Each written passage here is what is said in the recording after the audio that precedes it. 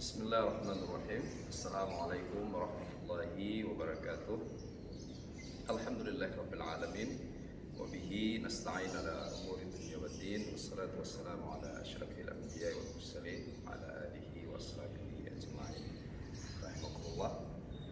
Kita dalam beragama Islam tentunya ada hal-hal yang harus kita lakukan dan tentunya juga ada hal yang harus kita tinggalkan. Yang harus dilakukan itu tentunya adalah yang dilakukan dalam rangka mendapat ridha Allah Subhanahu wa taala. Sementara hal-hal yang diminta oleh Allah untuk kita tinggalkan tentunya jika tetap dilakukan akan menghadirkan murka dan kemarahan Allah Subhanahu wa taala. Dalam kesempatan kali ini kita akan melihat beberapa hal ringan yang seharusnya tidak pernah kita tinggalkan di dalam hidup kita, yang mudah untuk kita lakukan, bisa kita lakukan setiap saat dan seharusnya menjadi bagian dari kebiasaan dan adat istiadat keseharian kita. Yang pertama sekali adalah jangan sampai kita meninggalkan syukur kepada Allah Subhanahu wa taala. Allah di dalam Al-Qur'anul Karim mengatakan lain syakartum la azidannakum. Jika engkau bersyukur maka aku pasti akan terus-menerus menambahkan nikmatku untukmu. Maka ulama sering mengatakan la tatruku asyukra fatuhramu asyadah. Jangan pernah kalian meninggalkan syukur karena akan berdampak pada hilangnya kesempatan mendapatkan tambahan dan keberkahan dari Allah Subhanahu wa taala.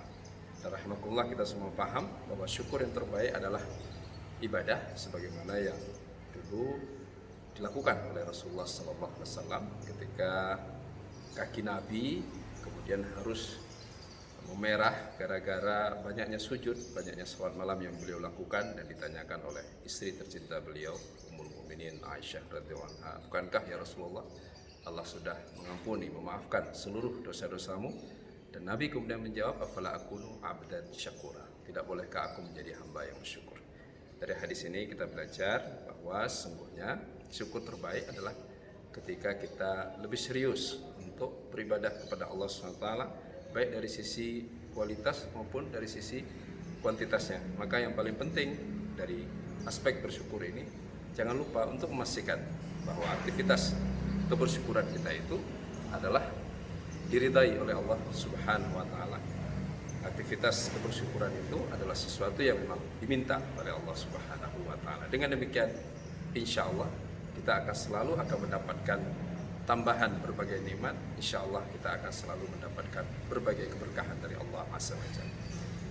Yang kedua, yang juga jangan pernah kita tinggalkan, yaitu berzikir kepada Allah Subhanahu wa taala. Allah menyampaikan, "Fadhkuruni adzkurkum."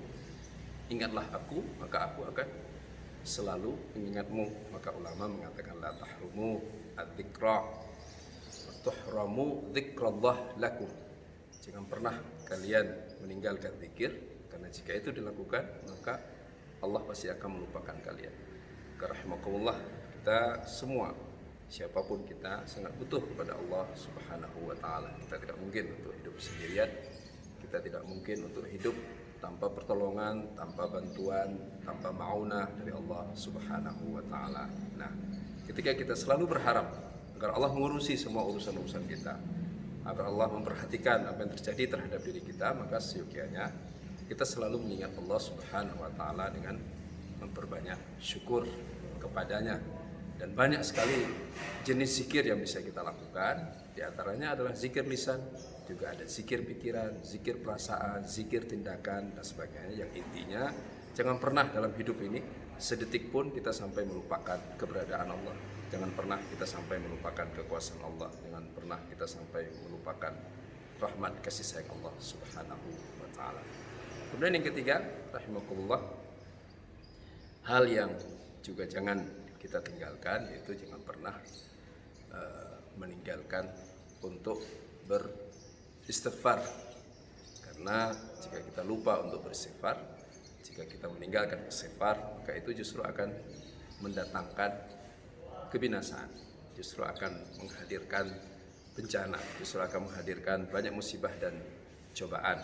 Maka Allah SWT di dalam Al-Quran Al-Karim menyampaikan, makanallahu mu'adzibahum wa hum yastaghfirun.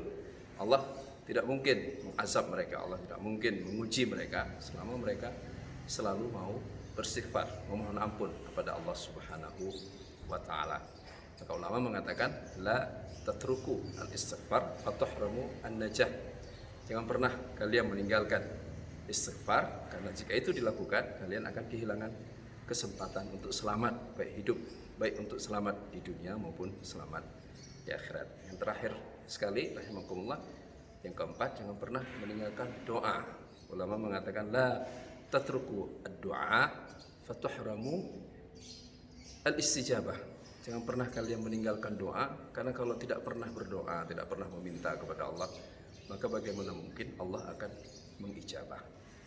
Di dalam Al-Quran Al-Karim Allah Subhanahu wa taala menyampaikan, ud'uni astajib lakum, mintalah kepadaku maka aku akan pasti mengijabah permintaanmu.